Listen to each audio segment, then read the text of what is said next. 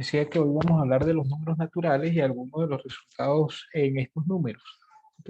Esencialmente, vamos a conversar sobre el principio de inducción, que es un principio que proviene básicamente de la definición que vamos a dar de los números naturales.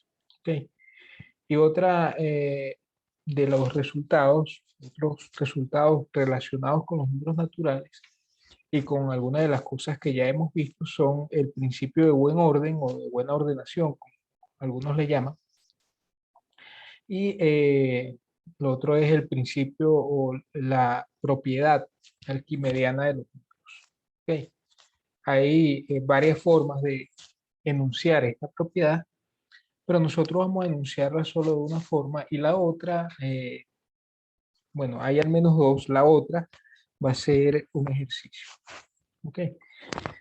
Entonces, vamos a comenzar con la definición de lo que son los números naturales. Okay.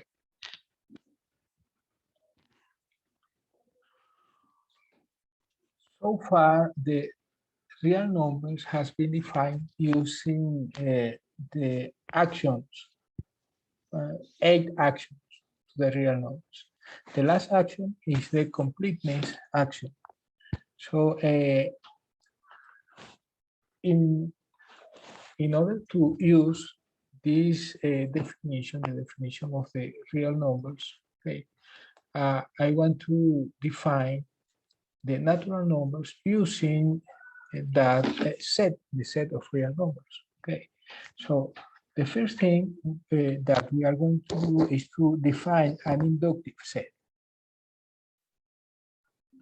Say that a subset of the real numbers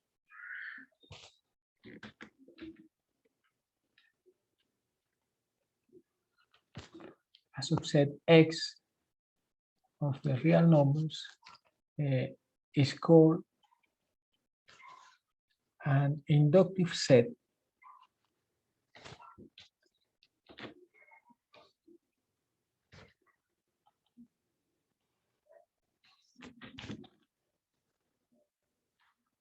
if the set X satisfies the following two conditions. The first one is that the identity element of the multiplication is an element in X. And the second one is that if a given number X is in X, in capital X, then X plus 1 is also an element in this set, capital X. Okay. As some examples, consider the set of real numbers. The first set to be an inductive set is the real numbers. Okay. If X is this set, then X is inductive, is an inductive set. Note then that this definition is a non-empty definition, okay, because we have sets with this satisfying these two properties. As a second example, consider X as the set of real numbers satisfying that X is greater or equal than 1. Okay. In this case, we also have that X is an inductive set.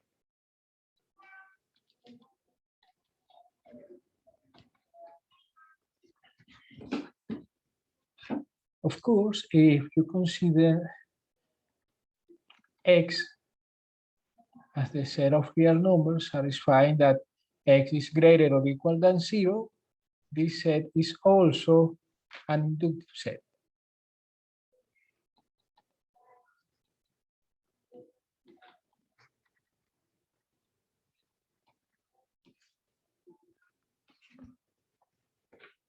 But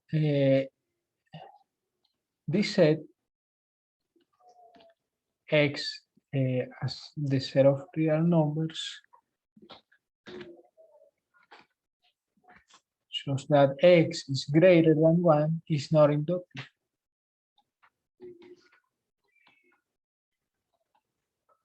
Because in this case, the number 1, the first property is not satisfied.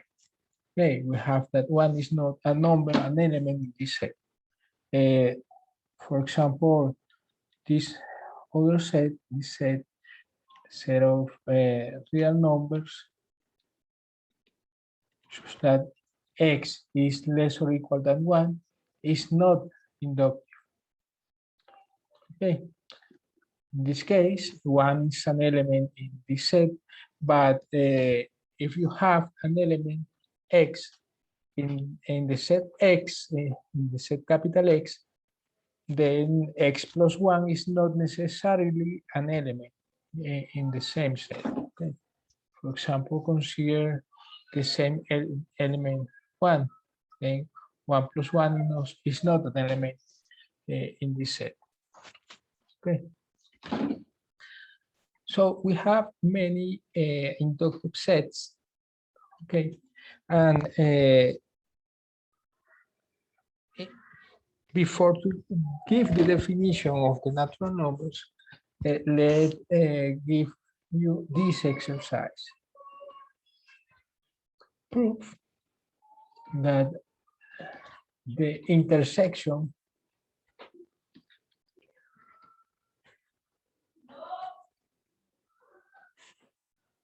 of an arbitrary family of inductive sets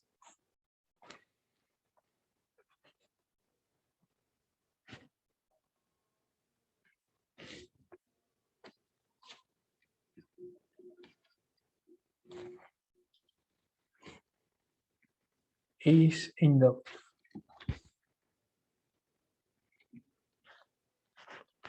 That is, if F is a family of sets, each of one is inductive,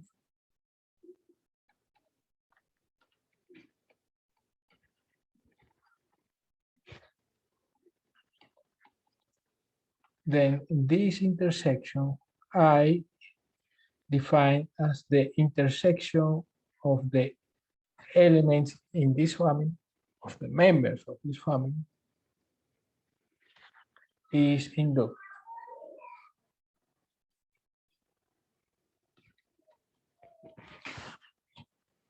Okay. This occurs then for any family of inductive sets. For example, if you have only two sets, the family consists of only two members, then the intersection of two inductive sets are inductive again. Okay. So this allows us to define the natural numbers in the following way.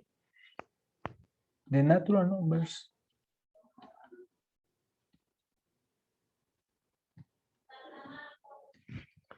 denoted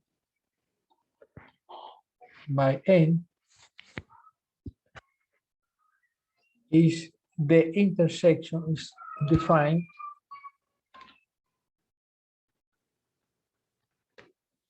as the intersection of all inductive sets of the real numbers.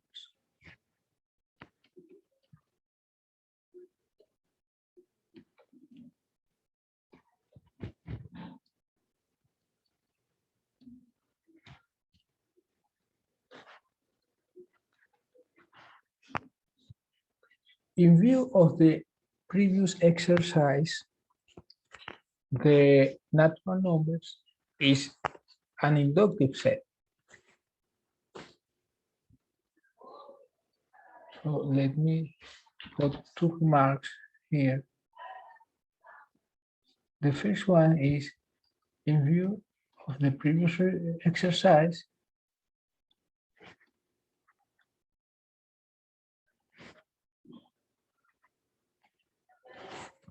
N is an inductive set.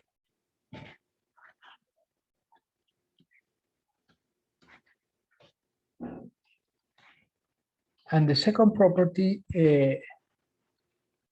is an exercise to be defined, to be proved using the definition. Okay. The second remark is an exercise. N is the smallest inductive set in R.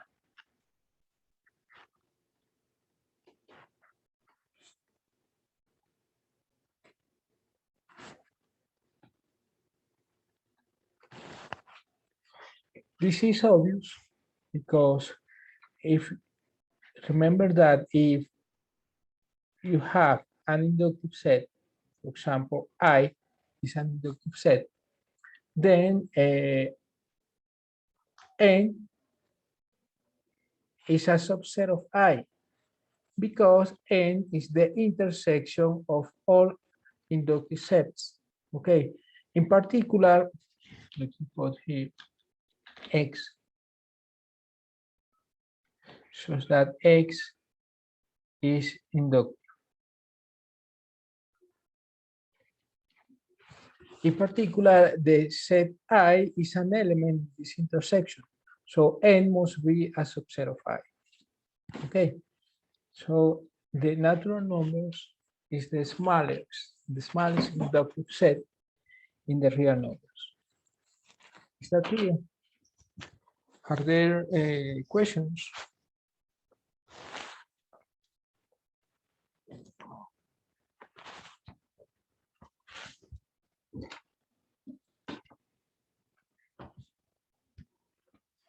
Okay. So the definition and this remark, the last remark, allows us to define or to give the induction principle. Okay.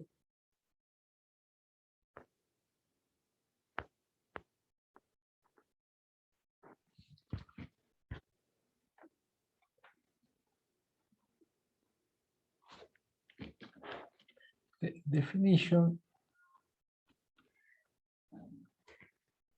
of N and the second remark two implies the following.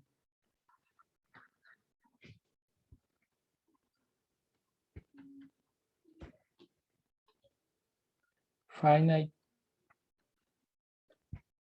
induction principle.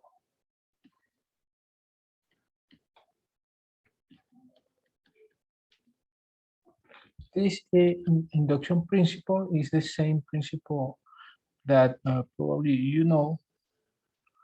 Okay. But it's given in different terms. Well, in principle is this seems to be a different principle, but it's the same induction principle that you know. Okay, let S be a subset of the real numbers, shows that first, that let me say this another way. Let S be an inductive set in A. Then S is equal to the natural numbers. Okay. The proof of this principle is very easy because of the second remark. Okay. Since S is inductive,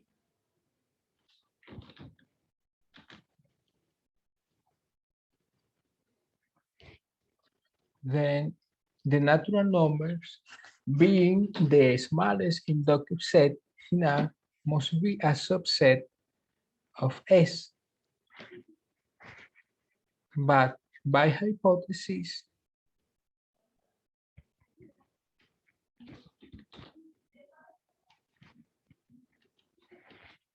S is a subset of N. So they are the same set.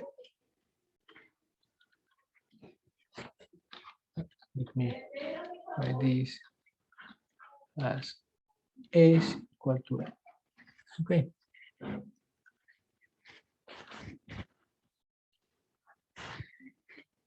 Let me give more details about this principle.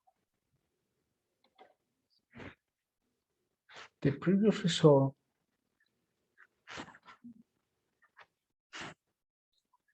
implies that given a subset of the natural numbers,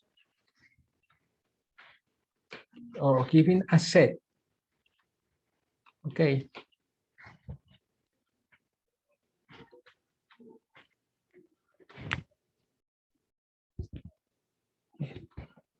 or a subset of N satisfying first that 1 is an element in S, and second that if X is in S, then X plus 1 is in S, then S must be the natural numbers. And this is exactly the induction principle that we know until this moment. For example, when one considers, for example, the formula S of n equal to n times n plus 1 over 2 as the formula to use in order to calculate this sum. And if one want to prove this formula using the induction principle, all what we have to do in order to use the previous result, the induction principle in these terms, is to define a set S as the subset of natural numbers satisfying that S of n is equal to n times n plus 1 over 2, where S of n is this sum. Okay, so if we can prove that this set is an inductive set, then we will see that S is the natural number. So this formula will be true for every element n in the natural numbers. Note that this this way to prove this formula using the induction principle is almost the same way that we have used many times. Okay, it's the same induction principle, but in other terms. Okay.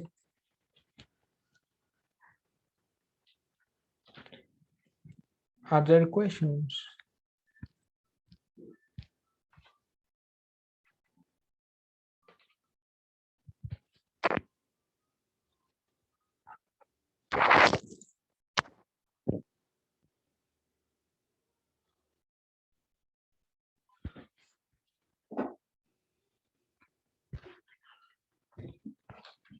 Okay.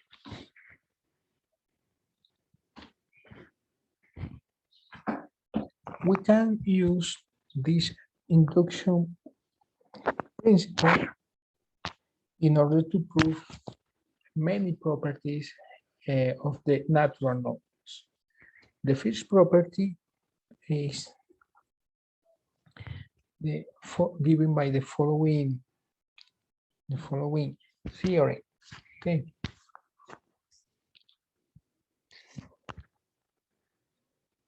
Now we will prove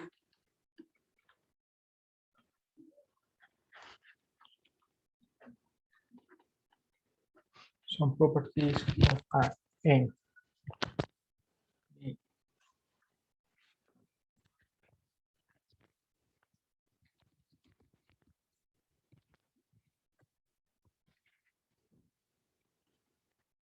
We have now the first theorem.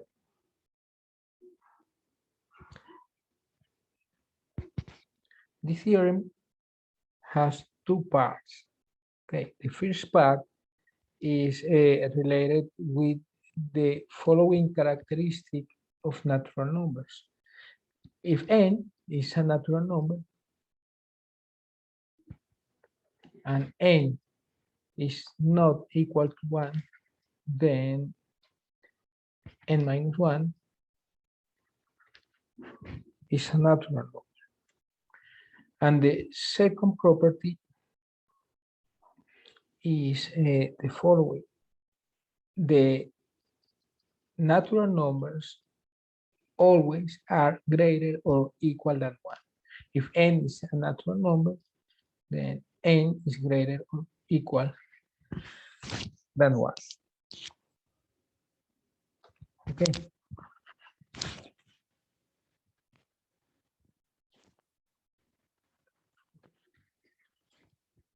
Before the proof of this theorem, let me give you an exercise.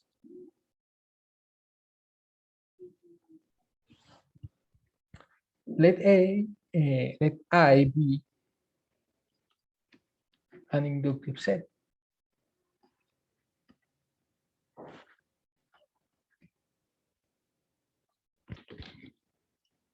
Enough.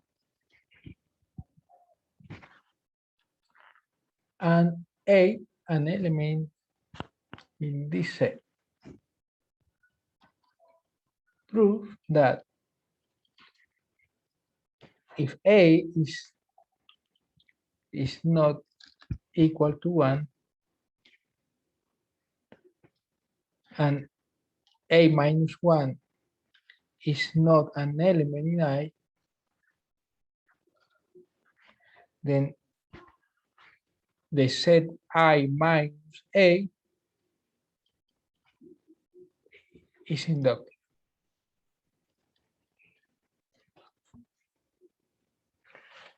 Okay, if you have, remember that I is an inductive set, so I, the element 1, the identity belongs to I. And if you have X in I, then X plus 1 is an element in I also.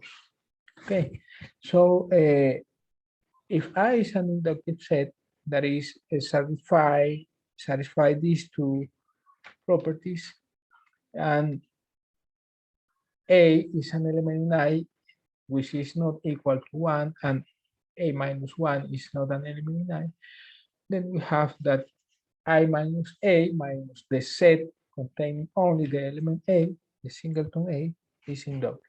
For example, consider this set. This is it seems this exercise seems to be a little strange, okay?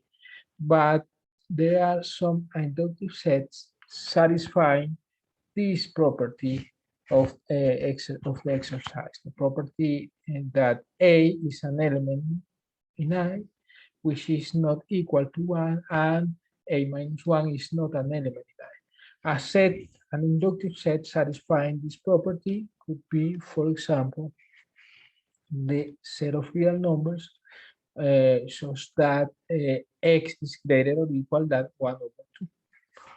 Okay, this is an inductive set. And note that if you consider the element A as 1 over 2, you have that A belongs to I. Okay, you have this property. We have also that A is not equal to 1 and A minus 1 is not an element in I.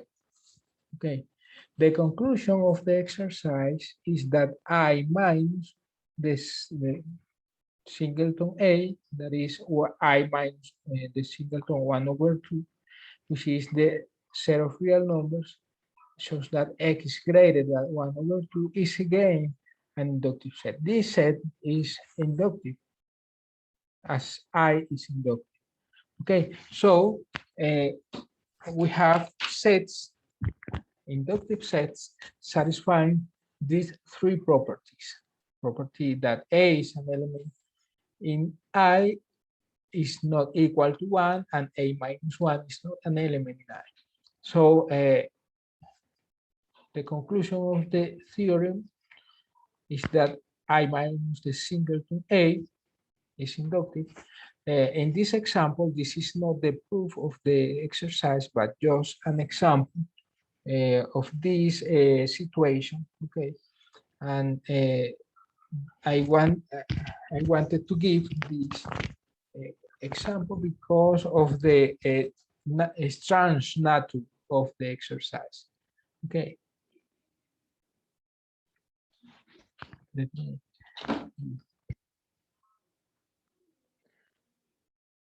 An example of an inductive set.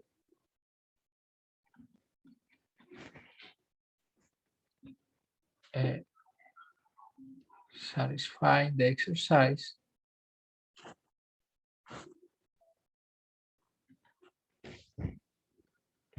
is this set.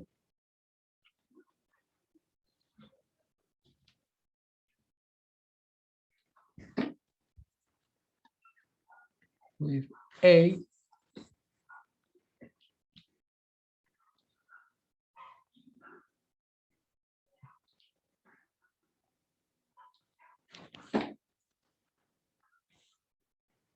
equal to 1 over 2 and I minus A minus the singleton A is the set which is inductive.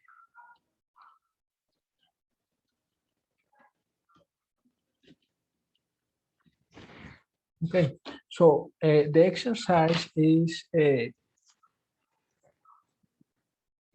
not give a way to construct other inductive sets. Okay, it's clear this example and this exercise.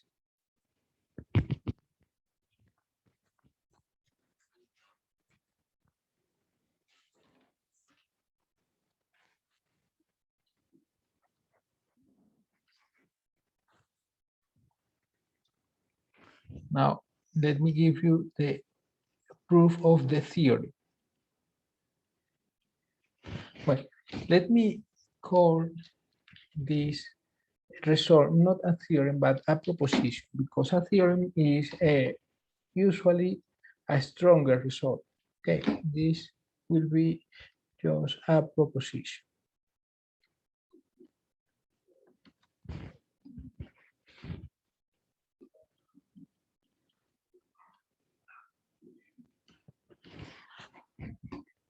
Well, in view of the exercise, the part A, the item A of the proposition is very simple to prove because we have the following. Suppose that the conclusion is false. Okay, suppose that n minus 1 is not in the natural numbers. Suppose that n minus 1 is not here. In view of the exercise,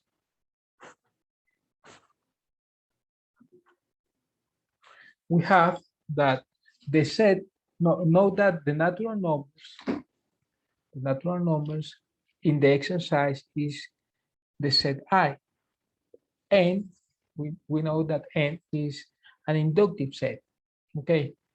We know that the number n, the number n is an element in I.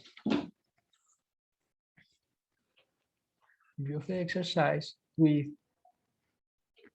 I equal to n, a equal to n. Okay, we have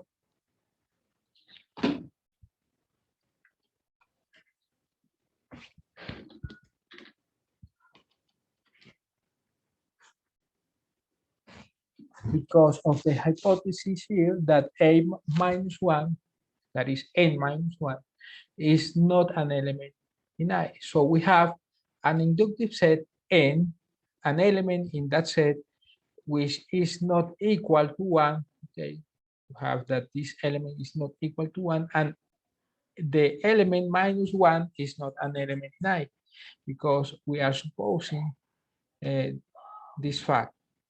So the exercise implies that this set I minus the singleton A, that is n minus this element, okay, which is a subset of n and is not the set of natural numbers, is inductive.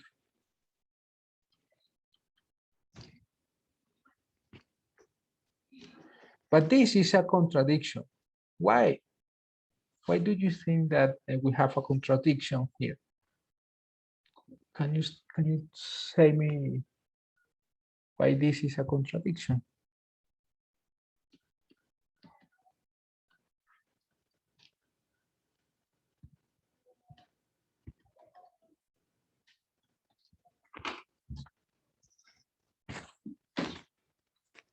You think about it by some seconds.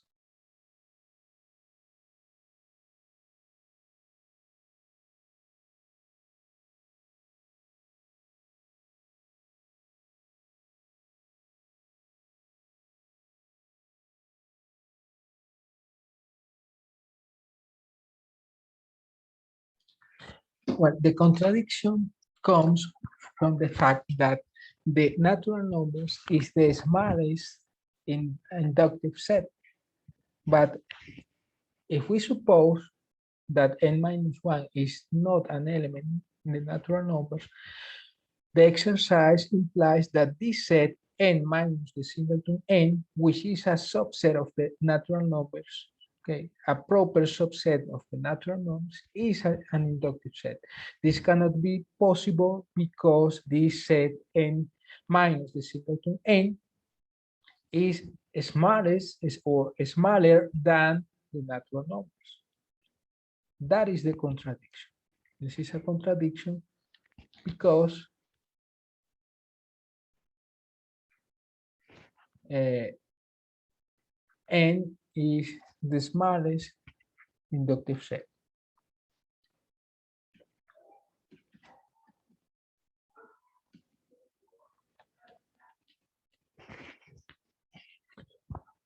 Is clear this proof?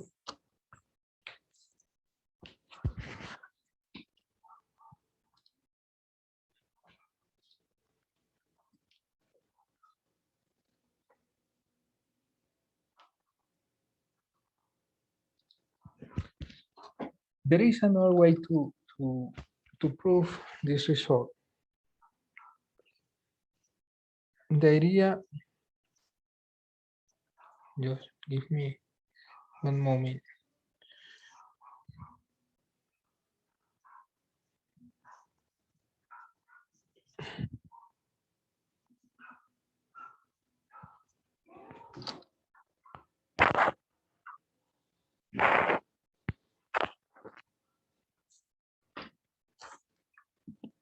Another way to prove, well, I'm going to say that as a remark at the end of the, okay, let me prove the part, the item B.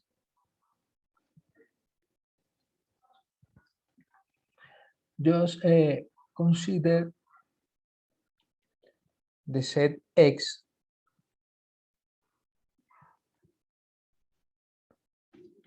capital X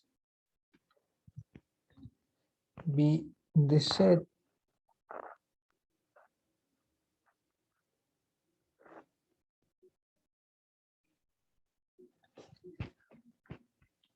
of all natural numbers such that this natural number is greater or equal than 1. Okay. This set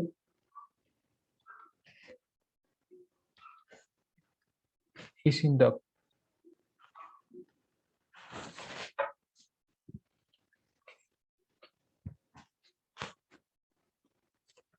In fact,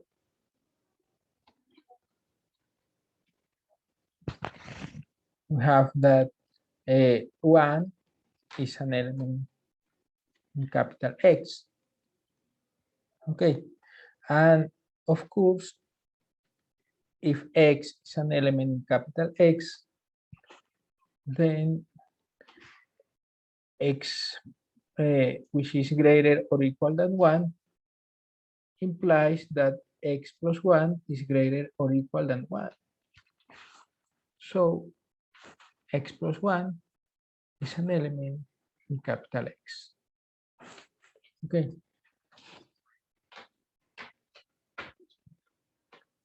But X is a subset of the natural numbers because all the elements considered in this set are natural numbers. So by the finite and induction principle,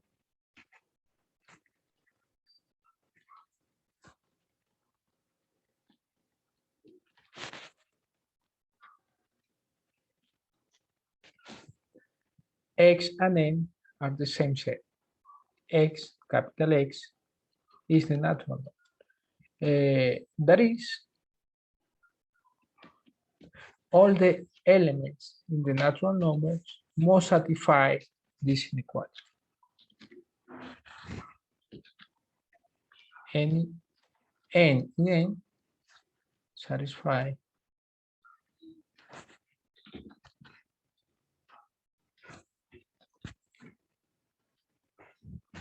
that n is greater or equal than 1. This completes the proof. Okay, note that what we did in this part, in this item, is just to see that some set is an inductive set. Okay, and then this fact implies the result to be proved in the theorem. This result. Okay.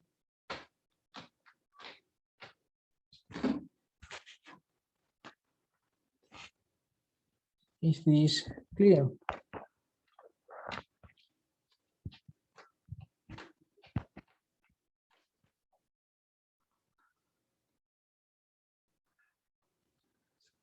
Okay, as another. Profe, quizá podría repetir el razonamiento para la prueba de Venn.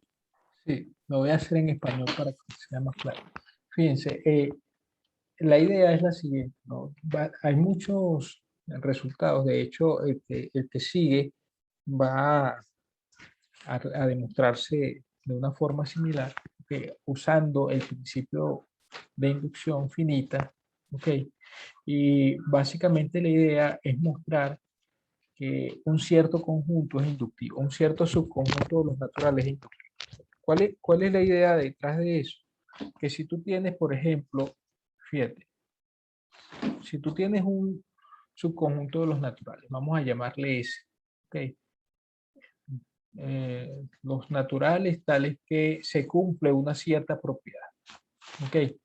Si resulta que este conjunto es inductivo, lo que eso significa, debido al principio de inducción finita, ¿ok? Es que S tiene que ser igual a los naturales. ¿Estamos de acuerdo con eso?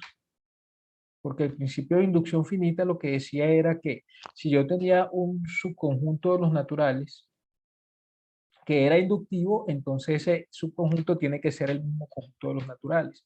La razón que dimos en la demostración de ese principio es que como n es el más pequeño de todos los conjuntos inductivos, entonces se va a cumplir que n también es subconjunto de S, pero si ya S era subconjunto de n, ellos dos son iguales. ¿Ok? Entonces, cuando uno tiene un conjunto de esta forma, ¿ok? Un subconjunto de los naturales, porque en este caso va a ser subconjunto de los naturales porque se tiene esta propiedad, todos los elementos que se están considerando acá son naturales. ¿Ok? Entonces, si se tiene un subconjunto de los naturales que satisfacen una cierta propiedad y uno logra mostrar que ese conjunto es inductivo, el principio de inducción finita implica que el conjunto y los naturales son el mismo conjunto. ¿Eso qué quiere decir? Que esta propiedad se cumple para todo n natural. ¿Ok? Entonces, así es como se usa este principio, que si tenemos un conjunto de un subconjunto de los naturales que satisfacen una cierta propiedad y resulta que ese subconjunto es inductivo, necesariamente la propiedad, el conjunto va a ser igual a los naturales y por lo tanto la propiedad se cumple para todo esto. ¿Okay? Entonces, la situación acá es esa. Tenemos un conjunto, un subconjunto de los naturales que satisface una propiedad. La propiedad es que de los elementos que tenemos en este subconjunto de los naturales es que todos esos elementos son mayores o iguales que 1. ¿Okay? Hemos mostrado que este conjunto es inductivo.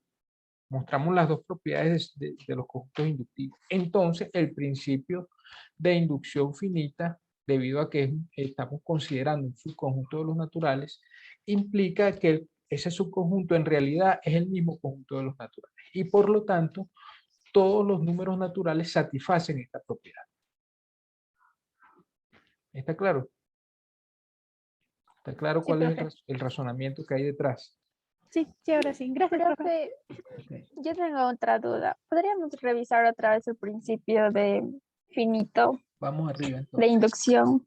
Sí. Porque no entiendo cómo concluimos eso, que Bueno, S es igual a los naturales. bueno, fíjate. La definición de los naturales es así. Ya, debido a este ejercicio, en este ejercicio se pedía mostrar, esto en realidad este ejercicio es bastante fácil de hacer, ¿no? Mostrar que si tú tienes una familia, cualquier familia, una familia arbitraria, pero todos los miembros de esa familia son conjuntos inductivos, entonces la intersección de todos de los elementos de esa familia es inductiva. Sí, o sea, la intersección define un nuevo conjunto. Sí, esta intersección es un conjunto. Resulta que este conjunto es inductivo. ¿Ok? Eso es fácil de ver porque ¿qué era inductivo? Inductivo era que el 1 pertenece al conjunto y que si hay un elemento del conjunto, ese elemento más 1 también está en el conjunto. Entonces, es evidente que esta intersección es inductiva porque como cada uno de los elementos de la familia es inductivo, el 1 pertenece a cada uno de los elementos de la familia. Entonces, pertenece a la intersección. ¿Ok? Y además, si tú consideras un X cualquiera en Y, lo que significa que X está en Y es que está en cada uno de los elementos de la familia, porque porque Y es la intersección de esos elementos. Entonces, si X está en Y, X está en F para todo F en la familia. ¿Ok? Pero si está en F para todo F en la familia, está en la intersección. Perdón, no es lo que quise decir. Como está en F para todo F de la familia, eso quiere decir que X más 1 también está en todo F, para todo F en la familia. ¿Por qué? Porque cada uno de estos F es inductivo. ¿Okay? Como cada uno de los F es inductivo y X pertenece a F, X más 1 también pertenece a F. Eso pasa para cada uno de los elementos de la familia. Por lo tanto, X más 1 pertenece a la intersección, es decir, pertenece a Y. Por lo tanto, Y es inductivo. ¿Está claro eso? Sí, profe. Ok, entonces, si tú tienes, lo que quiero decir con el ejercicio es que si tú tienes una cantidad arbitraria, no importa cuánto, si es finito, infinito, no importa, de conjuntos inductivos, la intersección de esos conjuntos es inductiva. Ok, ahora, eso permite definir el conjunto de los números naturales. Los números naturales van a ser simplemente la intersección de todos los conjuntos inductivos en R. Es decir, tú consideras todos los posibles conjuntos inductivos en R y los intersectas. Esa intersección, como ya vimos debido al ejercicio, es inductiva. ¿Ok? Bueno, ese conjunto inductivo que estamos definiendo como la intersección de todos los posibles conjuntos inductivos en R, lo llamamos los números naturales. Lo denotamos por N. ¿Ok? Bueno, en la observación 2, bueno, la primera observación tiene que ver con el ejercicio, es que N es inductivo. La segunda observación que tiene que ver con la definición, debido a la definición, N es el más pequeño de todos los conjuntos inductivos. ¿Okay?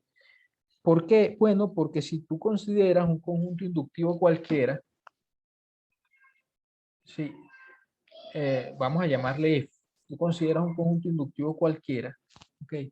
Entonces tú sabes que este F está en la intersección que nosotros consideramos para construir N. Es decir, F es alguno de los conjuntos que se está intersectando para construir N. ¿Qué significa esto entonces? Que F es subconjunto de N. Perdón, que N, a ver, N es subconjunto de F. ¿Sí? Porque N es la intersección de todos los posibles conjuntos inductivos. ¿Ok? De manera que si tú tienes un elemento X en N, necesariamente X pertenece a la intersección y por lo tanto pertenece a F. Eso quiere decir que cualquier elemento de N es un elemento de F. Por lo tanto, dado cualquier conjunto inductivo, N es un subconjunto de ese conjunto inductivo. ¿Está claro?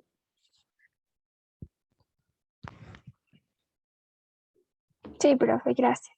Entonces, el conjunto de los naturales es el más pequeño de todos los conjuntos inductivos. Ahora, ¿qué dice el principio de inducción? Para ir a donde tú querías llegar, el principio de inducción finita. El principio de inducción finita establece que si yo tengo un conjunto, bueno, voy a poner aquí subconjunto menor, subconjunto o igual. Ese subconjunto de los naturales y además es inductivo, entonces necesariamente los dos son iguales. ¿Por qué? Porque como ese es inductivo, resulta que N es el más pequeño de todos los conjuntos inductivos. De manera que N es un subconjunto de S. Por eso llegamos hasta del hecho de que S es inductivo, llegamos hasta esta contención, porque N es el más pequeño de todos los conjuntos inductivos y ya sabemos que dado cualquier conjunto inductivo, N es subconjunto de S, de este conjunto inductivo particular, como tenemos aquí S, subconjunto de N, pero S, conjunto inductivo, N va a ser subconjunto de este conjunto S. Pero además, por hipótesis, se tiene que ese es tu conjunto de N. Por lo tanto, estas dos contenciones me llevan a que N y S son el mismo conjunto. ¿Ok?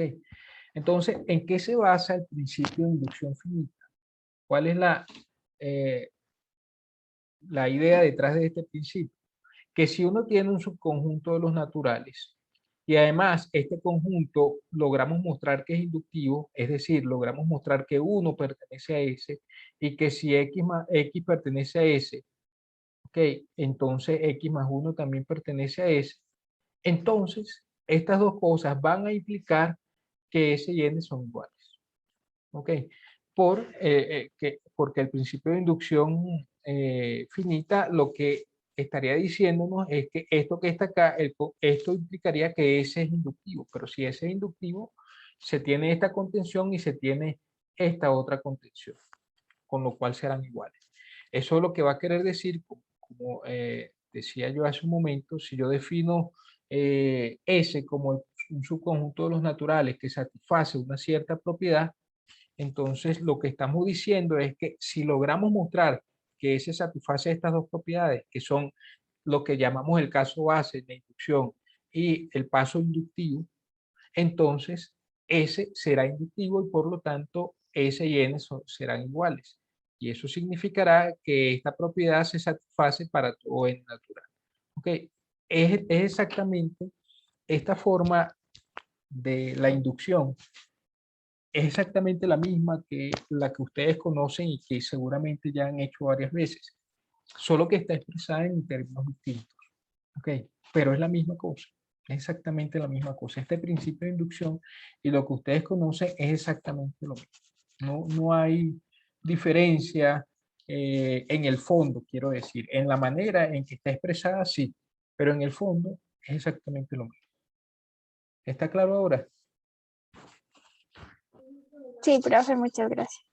Bueno, entonces la situación es la siguiente.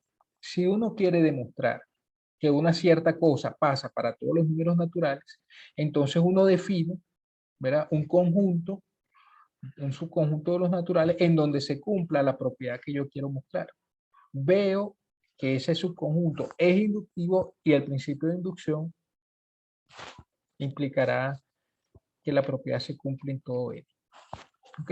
Esa es la idea detrás del principio de inducción, no más que eso. Entonces, fíjense que una forma alternativa de demostrar la parte A del ítem A, ¿ok?, es simplemente, en lugar de usar el ejercicio, fue lo que yo pedí que hiciera, es la siguiente. Another way to prove the item A is to see that this set, the set S defined as 1, the union with of the singleton 1 with the set of natural numbers, such that n minus 1 is natural number, is inductive. Because in this case, you will see the idea is that all the natural numbers will satisfy that if n is in n and n is not an element in this singleton, will imply that the property that n, this is the property P of n, okay, that the property P of n is true. So if you have an element in this set, this property, this implication is true. Okay, so this is another way to prove the item A of the proposition. Of course, this is an exercise. Exercise, prove that S is inductive. Prove that S is inductive.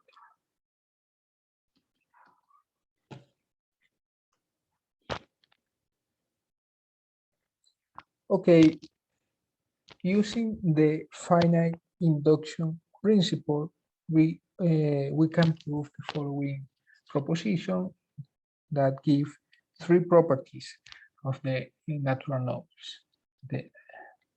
Another proposition, the following: let n and n be natural numbers. Then we have the first part is establishes that n plus n is again a natural number. The part B, item B, establishes that m times n is a natural number. And finally, the part C establishes that m minus n is a natural number if n is greater than n. Okay, we have three parts, three items in this proposition. And the idea is just to use the finite induction principle. Okay. I'm going to define some sets, and you will prove that these sets are inductive sets. Okay. Well, part A, item A, consider this set. The set A, a subset of natural numbers such that are natural numbers such that n plus n is a natural number. Well, let me say something here that is important.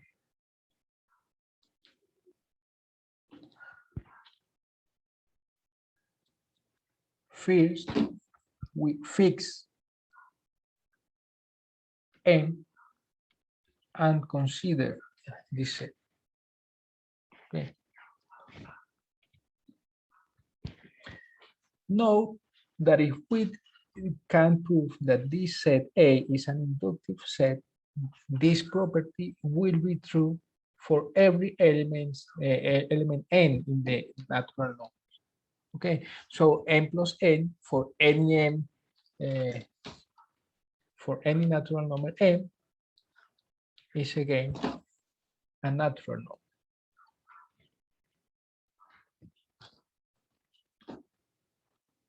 Okay.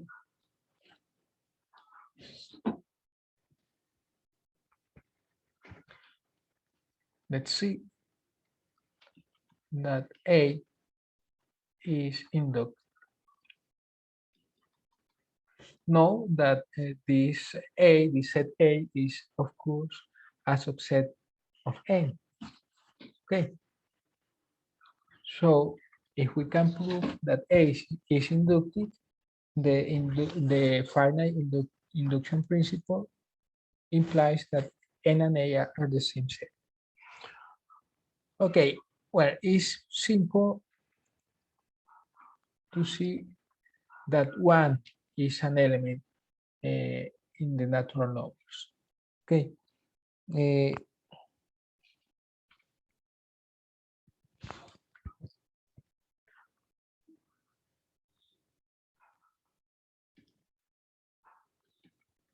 Since n is inductive and n is a natural number by the hypothesis, then n plus 1 is again a natural number, because that is the second property of the inductive sets. Okay. This means that 1 belongs to A, because n plus 1 belongs to the natural numbers. So if n plus 1 belongs to n, that means that n belongs to A, because the element 1 satisfies the property which define the set A. Okay.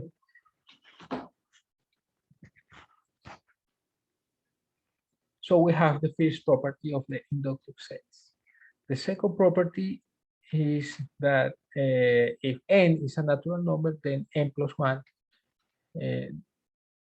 sorry, if n is an element in A, then n plus 1 is an element. So consider n an element in A. Okay. Then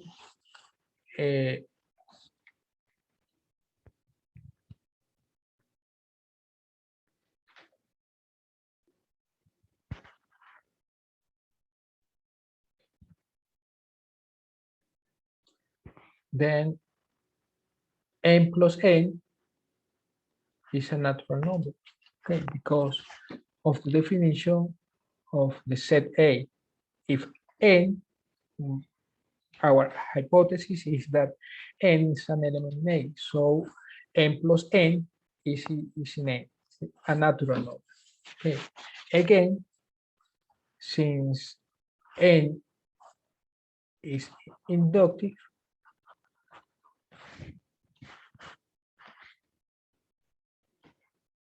we have that n plus 1 is a natural number. Okay. But this means that n plus 1 because of the because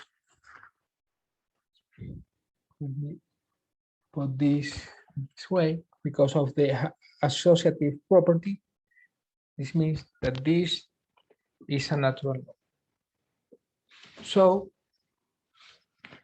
by the definition of the set A, we can say that the element n plus 1 is an element in A.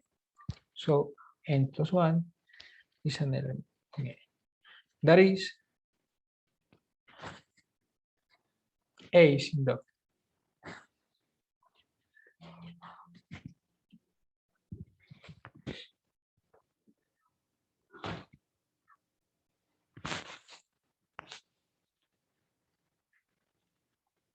Thus, the set A is the same set of the natural numbers. So, for any n in the natural numbers, we have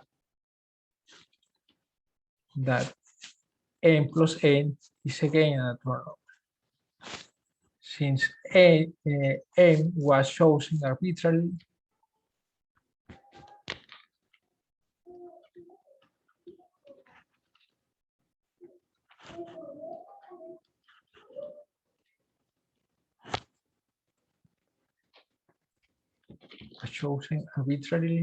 in n, we are done. We have that n plus n is a natural number for any two natural numbers, m and n. Okay.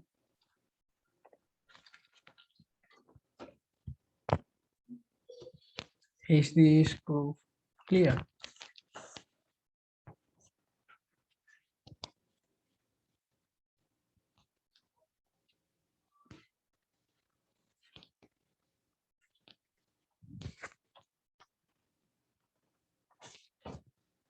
Okay, well, the item B can be proved in a similar way. Okay, let's see B. Again, you can fix M, a natural number, and consider another set. And consider the set that I will call B.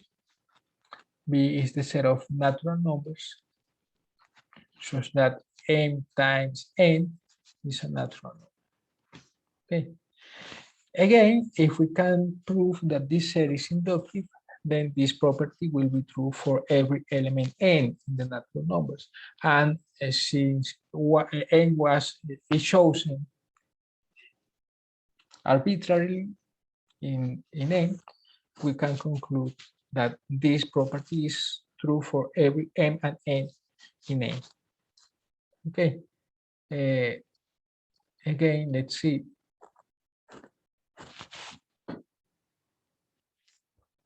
In this case,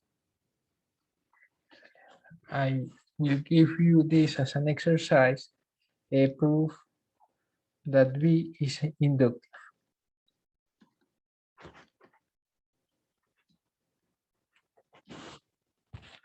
This is simple because in the first case, when you consider the element 1, then n times 1,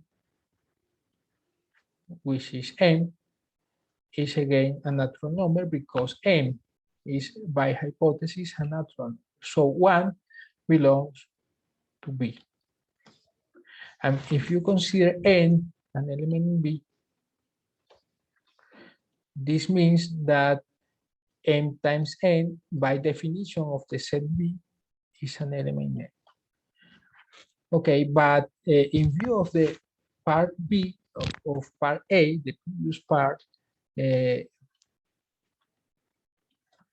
m plus n, m times n n times n, which is a natural number, plus n, the sum of two natural numbers, because of the part A is again a natural number. In particular, if you have this number m times n and this natural number n, okay, this sum is a natural number, but this sum is in view of the distributive law of the real numbers, n times n. So this is not the sum that I want to do. This sum, n times n plus m, not plus n, but m.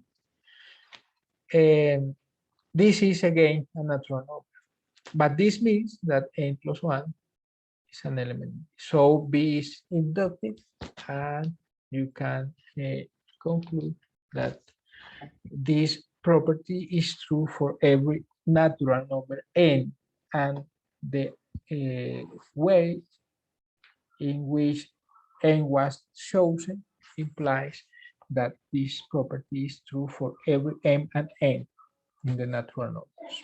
Okay. So the exercise is to prove that B is inductive and conclude.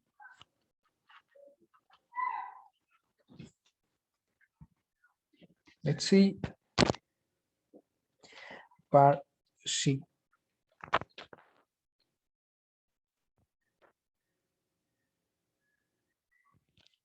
Part C is similar to the previous part. Just consider, let fix the element n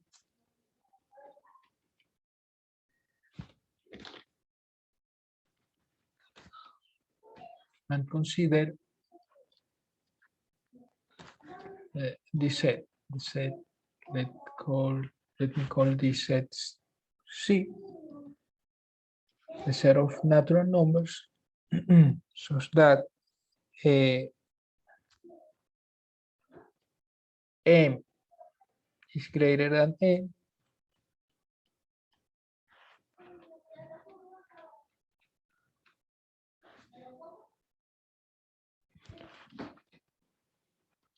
that is if m is greater than n, then n minus n is a natural. Okay.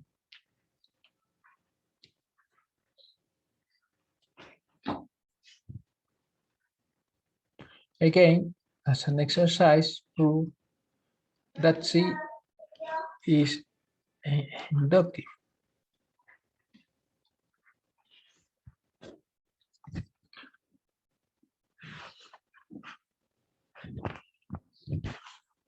Well, I have to define this in order to prove that C is inductive. I have to say this in another way. Consider this set. Consider we have, in this case, it's not necessary to fix the number n. Just consider n here.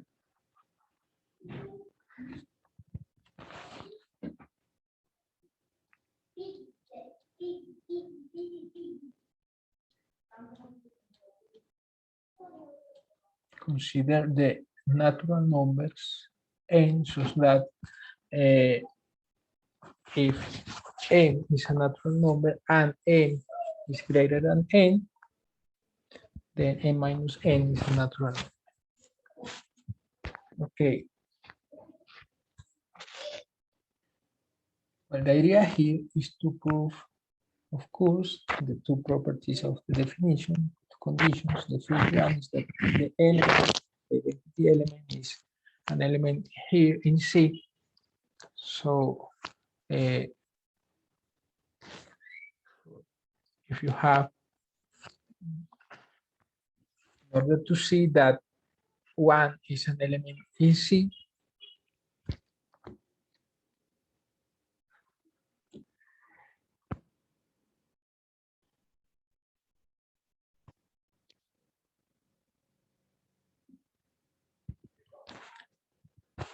just consider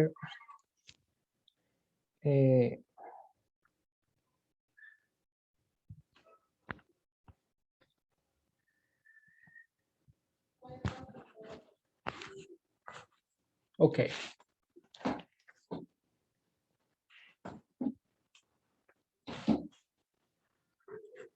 We know that the sum of any two natural numbers is again a natural number. Okay.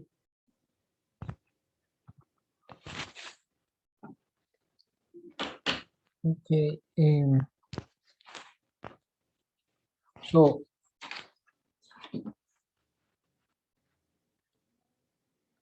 if n is a natural number which is greater than 1, okay, in order to see that 1 belongs to the set capital C, we have to consider any element, any natural number n, which is greater than 1. So all what you need to do in order to prove the first condition of the definition of an inductive set is to consider a natural number which is greater than 1, and then prove that n minus 1 belongs to the natural numbers. If you can see this implication, then you will see that 1 is an element in C, in capital C. Okay. So,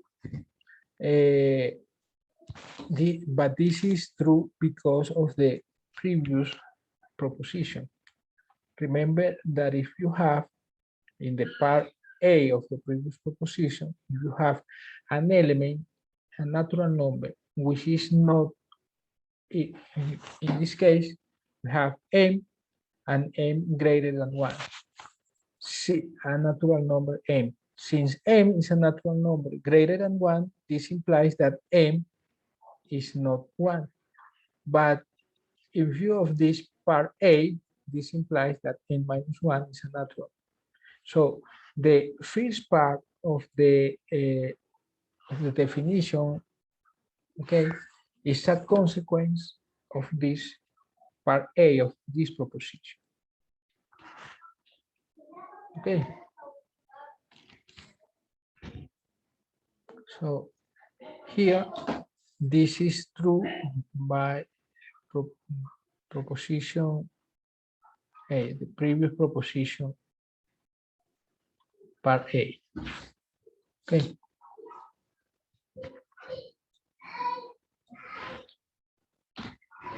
Well, this is an exercise. I just giving you an idea to prove this fact.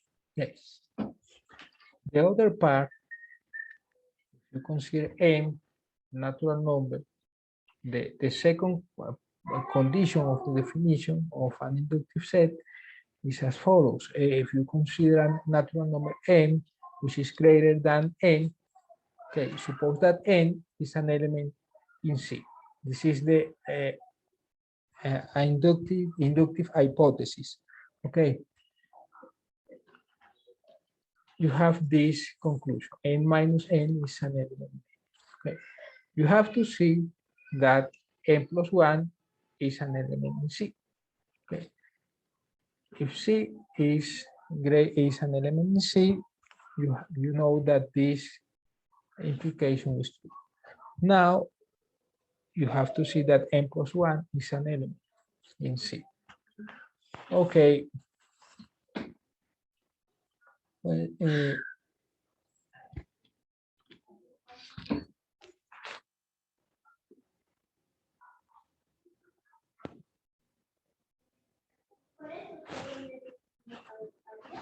then, so consider an element n, natural number, such that m is greater than n plus 1. Okay. And this implies that n minus n is greater than 1. But n minus n belongs to the natural number by the inductive hypothesis. Okay, so this will implies that n minus 1 is a natural number because n minus n is not equal to 1. And then again, using the proposition, part A of the previous proposition, this would imply that n minus 1 is an element of the natural numbers.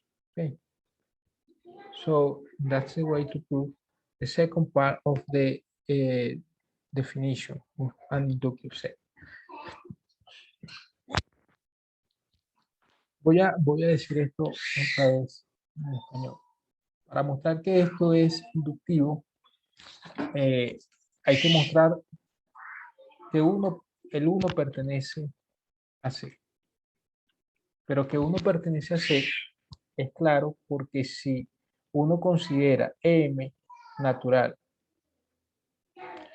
con la propiedad de que M es más grande que 1, esto significa que M no es 1, ¿ok? Porque nosotros ya sabemos, según la proposición anterior, que todos los números naturales son mayores o iguales que 1. El hecho de que estemos escogiendo mayor estricto que 1 significa que M no es 1.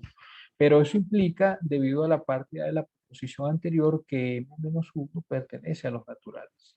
Y que M menos 1 pertenezca a los naturales significa entonces que N, el número 1, el 1 que estoy considerando acá, satisface que es natural, que si se cumple que M es natural y es más grande que 1, entonces M menos 1 pertenece a los naturales. Con lo cual, el 1 pertenece a C, porque satisface las propiedades de la definición del conjunto C. ¿Eso está claro?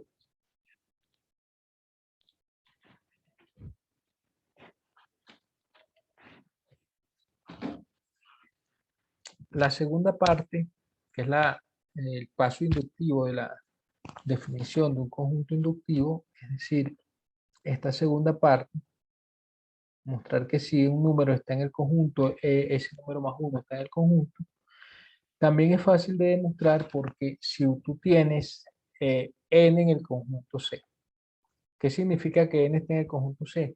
Que que si m es un número natural,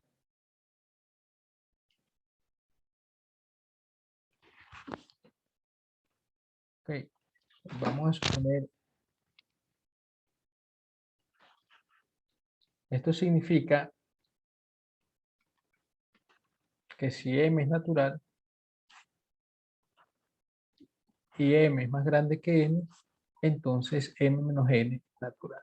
O sea, ya nosotros sabemos que para todo número natural m más grande que n, se va a cumplir esta propiedad porque n pertenece a C, tiene la propiedad del conjunto C.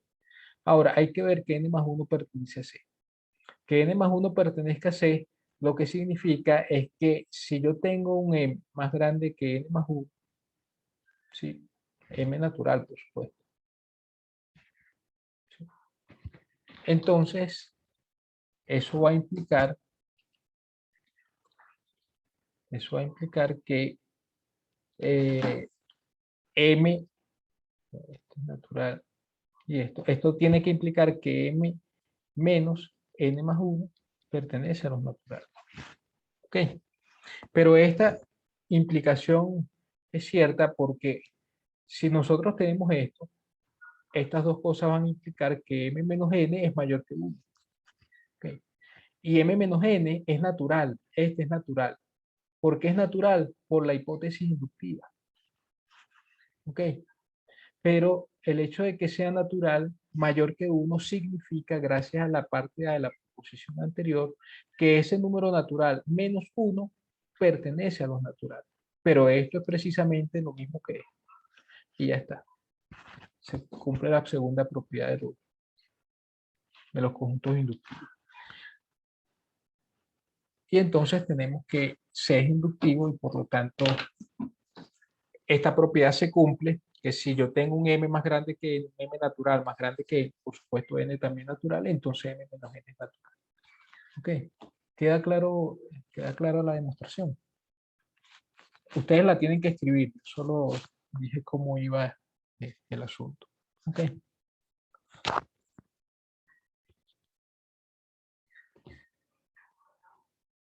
Profe, yo tengo una duda. Diga. Usted en un paso escribió m es mayor que n más 1, pero si se escogiera, por ejemplo, m es 5 y n 4, o sea, o esto es para los que sean mayores que 1, eso no me quedó clara. O sea, lo importante es, para ver que n más 1 pertenece a C, lo que tienes que ver es que si tú tomas un natural, la definición es esta, que si tomamos un natural, el hecho de que n más 1 pertenezca a C significa que se cumple lo que voy a escribir aquí abajo. Esto que está aquí, pero para n más 1. Si m es natural y m es más grande que n más 1, entonces m menos n más 1 es natural. Esa es la definición que está aquí. Es esta definición, todo esto. ¿Sí? Solo que con n más 1 en lugar de eso. Eso es lo que significa que n más 1 pertenece a C. ¿Ok? Listo, profe, gracias. Hay otra forma de demostrar esto, ¿sí? Y es la siguiente. Bueno, por supuesto, con esto terminamos la demostración porque eran 3 partes de esta proposición. ¿Ok? Entonces, tenemos hasta ahora, antes de decir lo que iba a decir, tenemos hasta ahora estas propiedades de los naturales. ¿Sí? Lo primero es que es la más pequeña de los naturales, resultan ser el conjunto más pequeño de todos los conjuntos inductivos. ¿Sí? Entre todos los conjuntos inductivos, él es el más pequeño posible, lo que nos lleva a establecer el principio de inducción finita.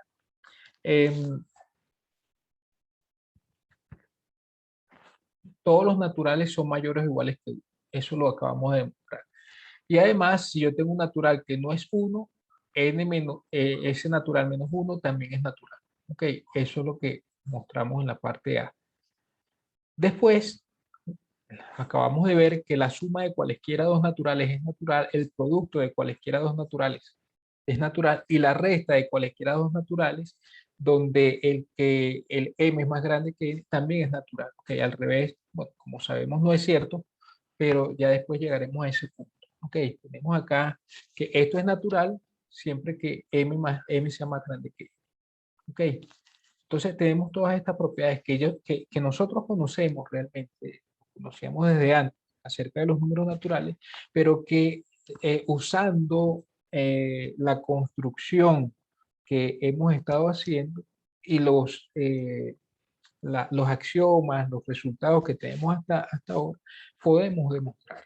Okay. Es algo que quizás en algún momento pues lo tomamos como cierto y nunca lo demostramos, pero que ahora en este curso una de las cosas, de las intenciones que tiene este curso es precisamente demostrar hechos que son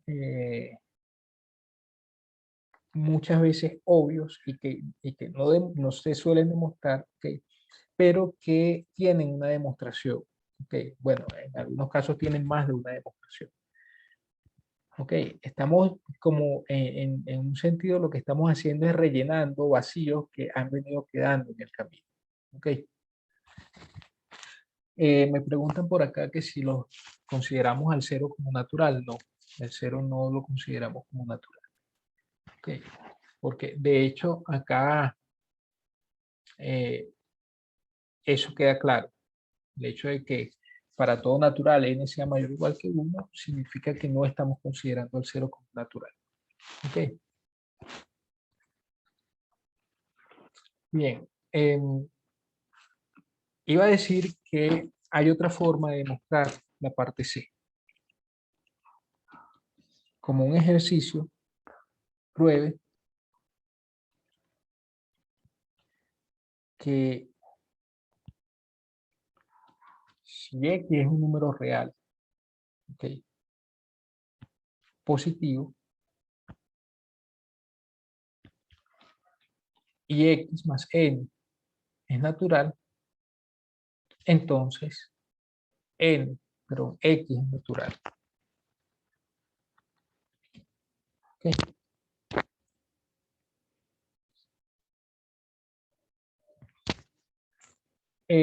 La sugerencia para mostrar este ejercicio es pruebe que el conjunto, vamos a llamarle T, de todos los naturales, tal que esta propiedad es cierta, ¿sí? Tal que si X, bueno, vamos a poner, copiar y pegar esto, porque es lo que voy a escribir allí. Más pequeño.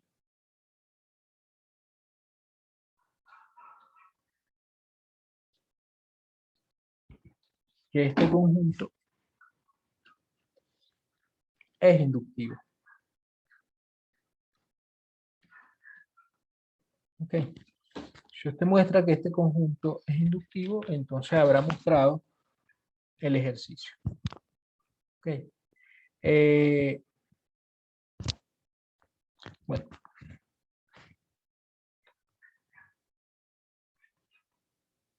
La parte C de la proposición anterior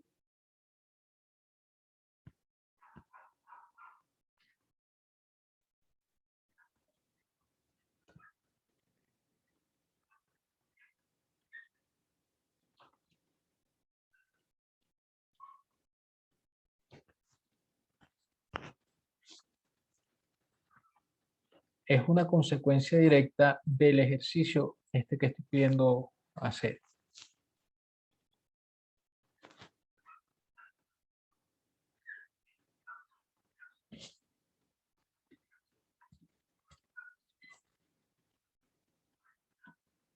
Y lo único que hay que hacer es simplemente considerar X igual a M menos N.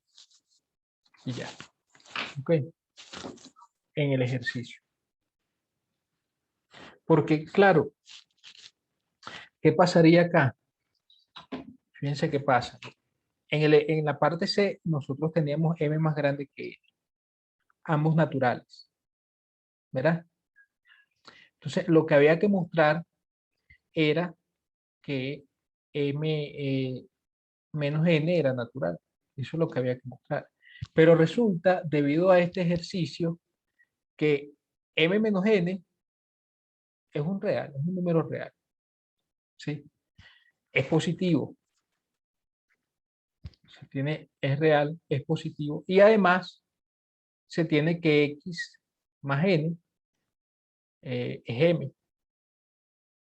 ¿De acuerdo? Entonces, esto es natural. Entonces, tenemos un número real positivo cuya suma con otro natural es natural. Entonces, X es natural. Esa sería la implicación. Pero X, ¿quién es M? Entonces, es una consecuencia de este ejercicio. Es otra forma de demostrar esta parte C. Por favor, denme un momento. Ya voy a detener la grabación por un momento.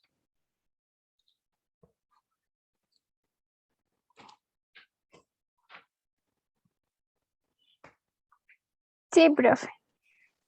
Bien. Entonces, lo que quiero mostrar ahora son dos propiedades importantes, creo yo. Bueno, tres propiedades más bien, importantes de los números naturales. ¿Ok? Una de las propiedades es la siguiente. Voy a ponerla como una proposición. Proposition.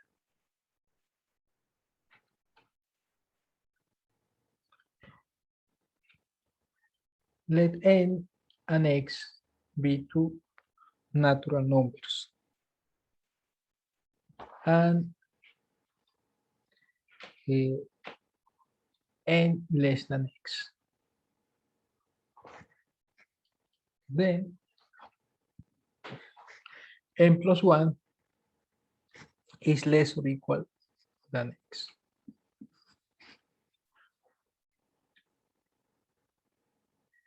Before the proof of this proposition, let me give a remark.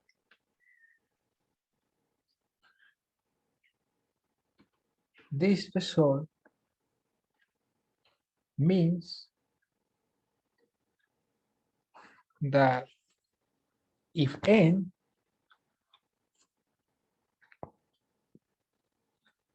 is a natural number, there are no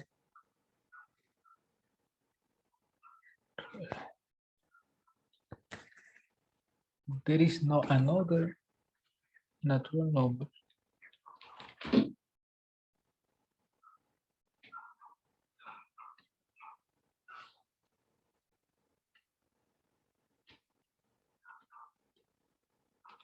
between n and n plus 1.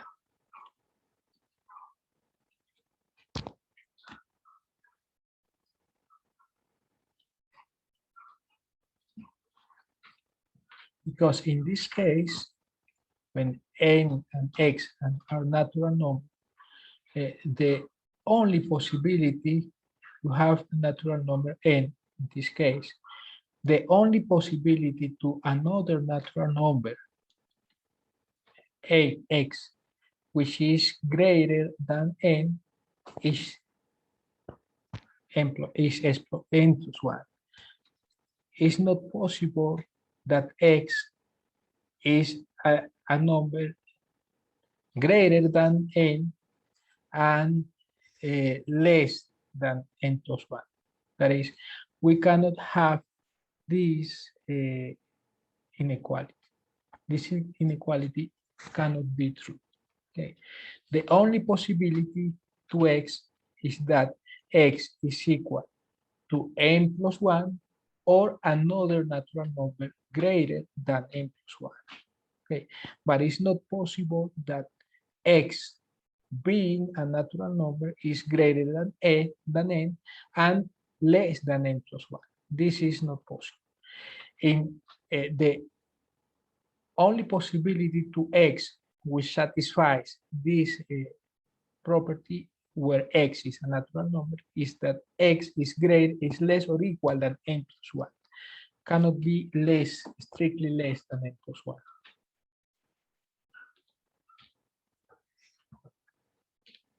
Okay, that's the reason which this remark is the meaning of the proposition. Okay. Let's see this proof. Well, and this proposition, for the proof, let me say that this proposition is very important because this proposition permits to define or allows us to define the integer part of a number x. Okay, we can define this element or this number in view of this proposition. Okay.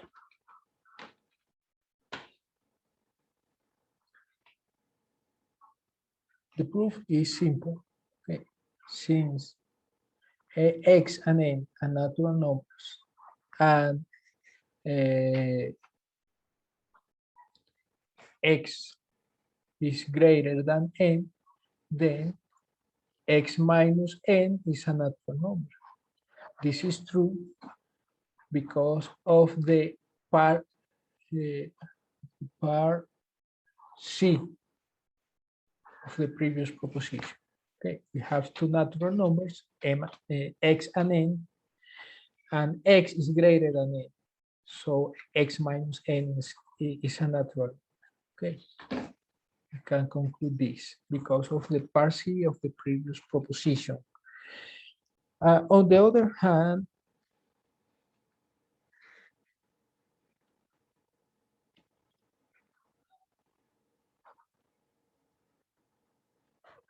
since this number is natural, x minus n is greater or equal than 1, because any natural number is greater or equal than 1.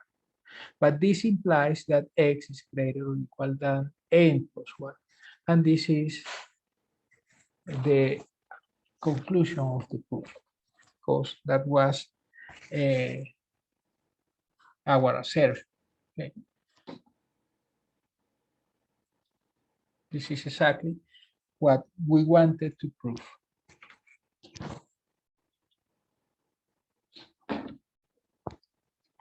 It's okay.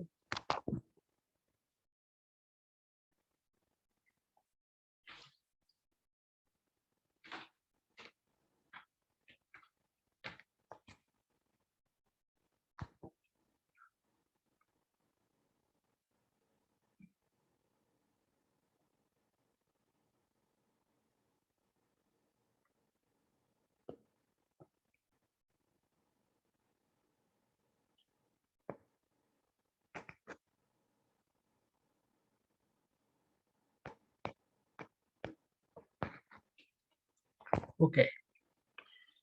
Let me prove now the Archimedean property of numbers.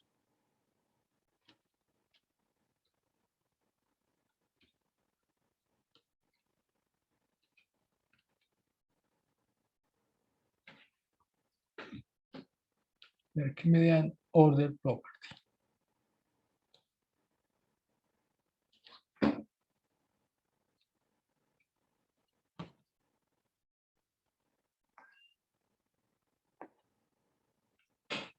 We have two ways, at least two ways to give this property, to establish this property. But only one of those assertions will be proved in this class. The other assertion, or the equivalent assertion, it will be an exercise. Okay. If A and B are real numbers, and A is a positive real number, then there exists a natural number n such that n times A is greater than B. This means, or this implies in particular,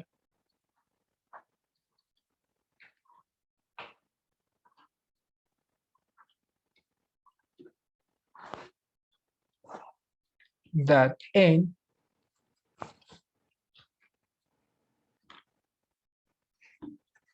is not bounded above.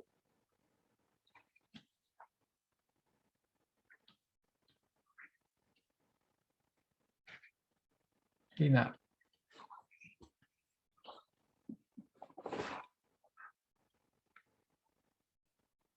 Let's see the proof.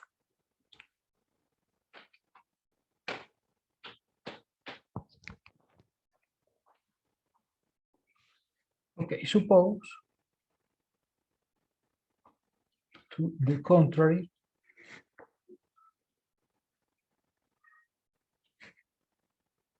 that this assertion, this property is false, that the assertion is false.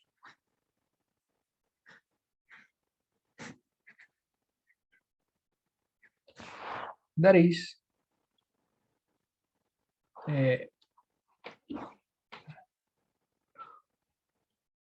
for some, there exists some real numbers, for some A and B real numbers, where A is a positive real number,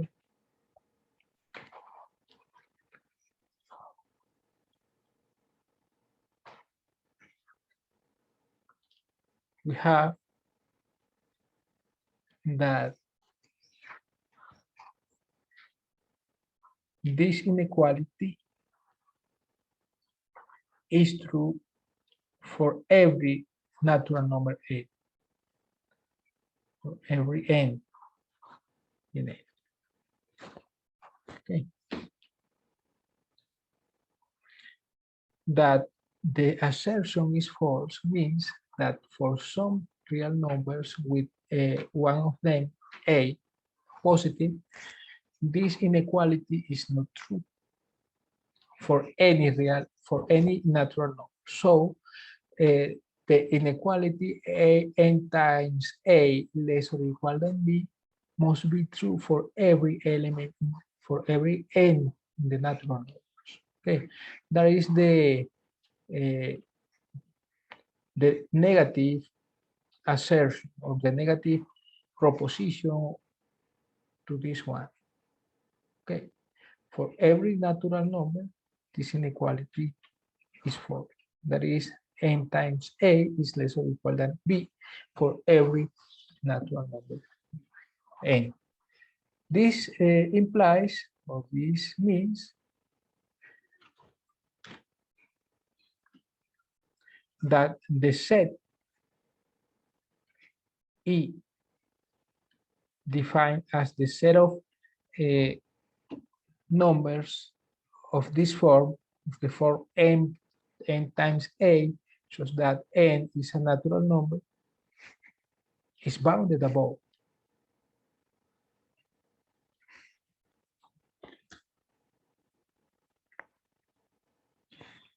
And a bound, an upper bound for this set is the element B. Okay, because every element in the set E is less or equal than B. It's okay.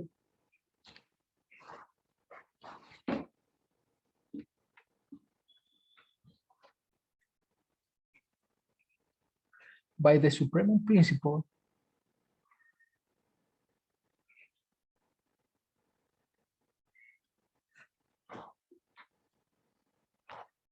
E has a supremum.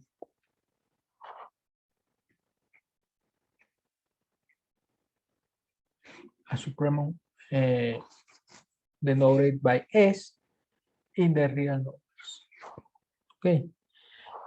This supremum, of course, is an upper bound and is also the least upper bound of E. Okay. So, by the supremum property,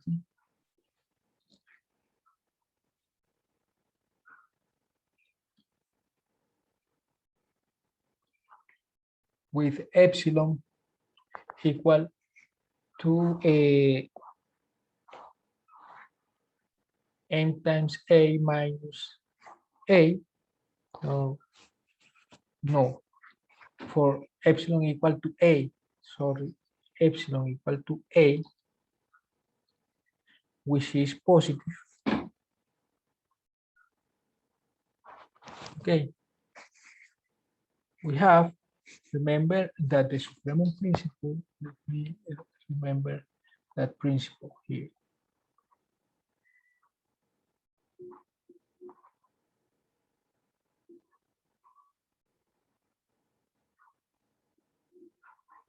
The supremum property, sorry, no supremum principle. The supremum property is this property. For each positive epsilon, there exists an element in the set E such that S minus epsilon is less than X. Okay, where S is the supremum. In this case, if we consider epsilon equal to A, this is possible because A is a positive real number. We have, by the supremum property, an element X in E shows that S minus epsilon is less than X. That is, remember that every element X in E has this form, n times A. So that S minus epsilon is less than X means that S minus A is less than n times A for some natural number n. Okay. But this implies that n times A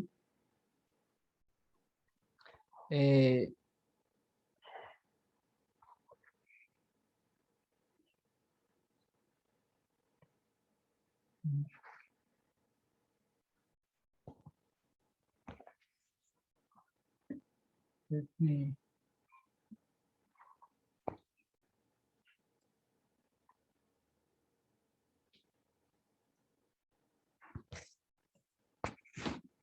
no dos, but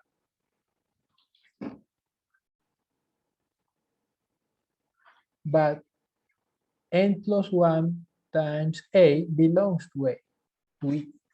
Why? Because remember that this set is the set of all elements. Every element in E has the form a natural number times A, but n, since n is a natural number, this n plus 1 is again a natural number. We know that because of the previous properties of the natural number. So this element is again an element in E. Okay.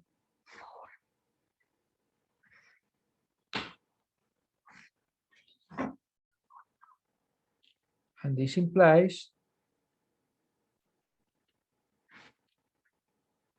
that n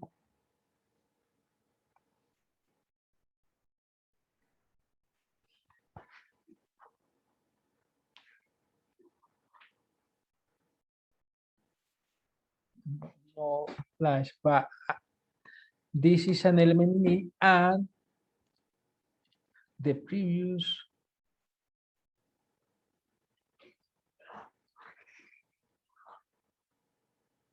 assertion,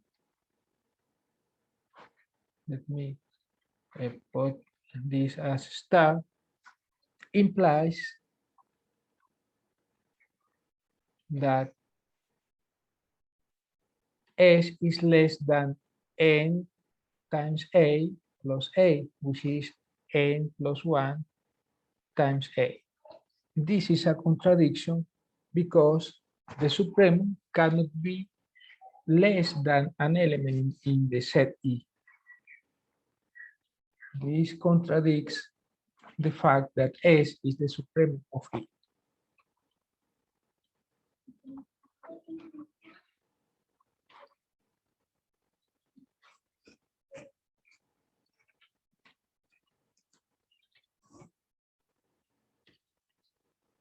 Thus, there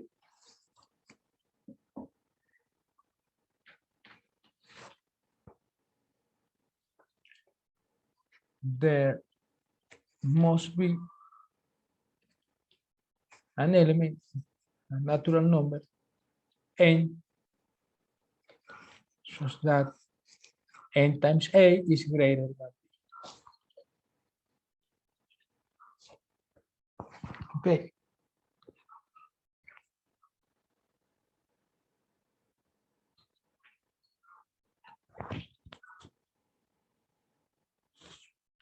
Déjeme repasar esto nuevamente.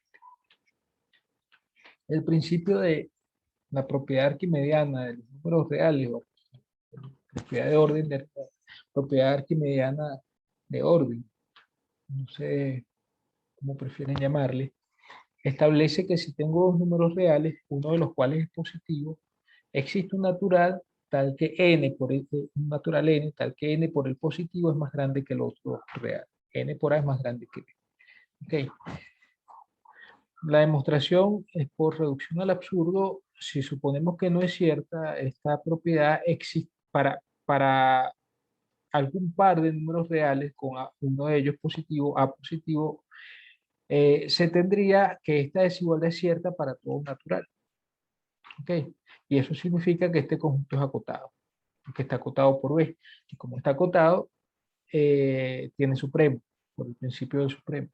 Pero la propiedad del supremo establece que si a mí me da un épsilon positivo, el supremo menos épsilon va a ser menor que x para algún x en el conjunto. Entonces existe un elemento, para este épsilon positivo, existe un elemento del conjunto con esta propiedad. Ahora, como épsilon lo estoy tomando como a y x es de la forma n por a para n natural, porque así son todos los elementos de E, entonces lo que eso significa es que S menos A es menor que n por a para un n natural. Ahora, esta desigualdad es la misma que esta que está aquí abajo, pero resulta que n más 1 es un elemento de E, porque todos los elementos de E son un natural por A. ¿Ok? Y n más 1 por A, pero es un elemento de E, no n más 1 nada más. N más 1 por A es un elemento de E, porque n más 1 es natural y está siendo multiplicado por A. Todos los elementos de E son A por un natural, y eso es precisamente esto. ¿Ok? Eso es una contradicción, ¿sí? Es una contradicción porque siendo un elemento de E, no puede superar al supremo, y lo supera. Esa contradicción lleva a que este conjunto no puede ser acotado y por lo tanto esta desigualdad no puede ser cierta para todo n natural. Entonces, debe existir un natural con la propiedad de que n por a es más grande que 1. ¿Ok? Bueno, esta propiedad arquimediana es bastante lógica, es bastante natural para nosotros. ¿Por qué? Uno puede decir, bueno, básicamente lo que establece esta propiedad es que si a mí me dan dos números reales, uno de los cuales es positivo, yo lo puedo multiplicar por un n suficientemente grande, de tal manera que sobrepase el b. Eso siempre se puede hacer, y eso es lo que está diciendo la propiedad arquimediana. Además, bueno, antes de terminar la demostración aquí, la última parte, esta parte, que esa propiedad implica que los naturales no son acotados por arriba en los reales, proviene simplemente de considerar a igual a 1. ¿Ok? Pues si a es igual a 1, como esto es cierto para cualesquiera a y b con a positivo, entonces es cierto particularmente cuando a vale 1. ¿Ok? Entonces, lo que ocurre en este caso es, si yo tomo a igual a 1, es que n va a existir, no me importa quién sea b, siempre va a existir un n más grande que b, un n natural más grande que b. Por lo tanto, los naturales no pueden ser acotados. No son acotados porque no importa qué cota yo dé, siempre la voy a poder sobrepasar. Okay. So, in order to see that n is not bounded above, is not bounded above,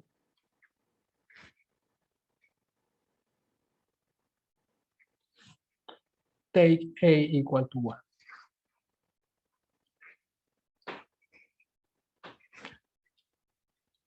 Because as I said, in this case, giving any a real number b always exists a natural number n bigger than b. Okay. So the natural numbers cannot be bounded above or are not bounded above.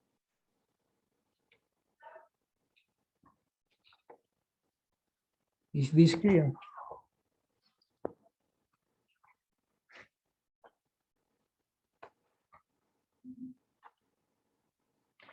Another important property of the natural numbers is the well-ordering property. En Spanish is el principio o la propiedad de buen orden o de buena ordenación. Okay. En algunos libros aparece esto como el principio de buena ordenación o principio de buen orden.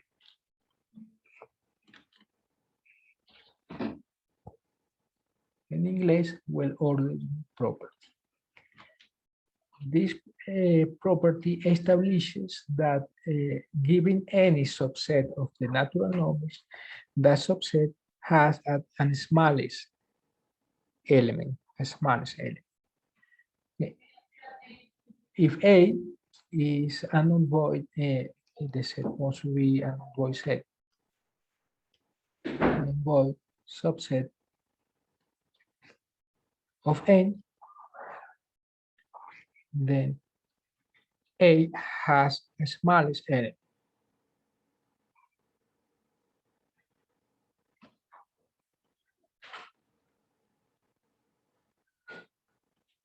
In other words, the supremum or the infimum, sorry, the infimum of the set A is an element A. Okay.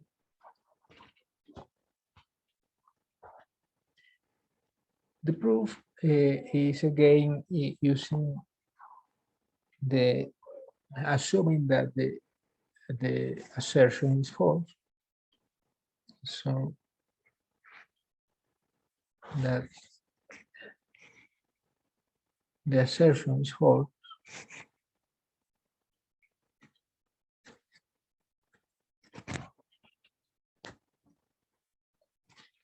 That is, assume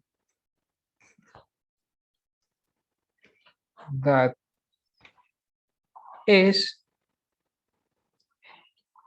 A has no smallest element.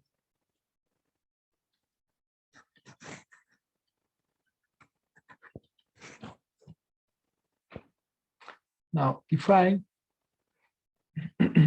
S, the set S, as the set of natural numbers such that N is less than A for all A in A, in capital A. En internet por un momento, la comparto nuevamente.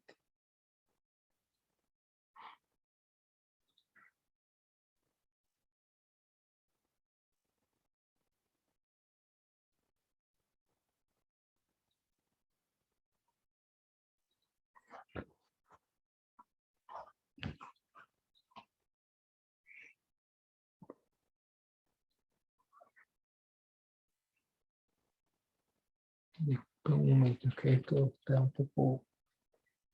poco lento.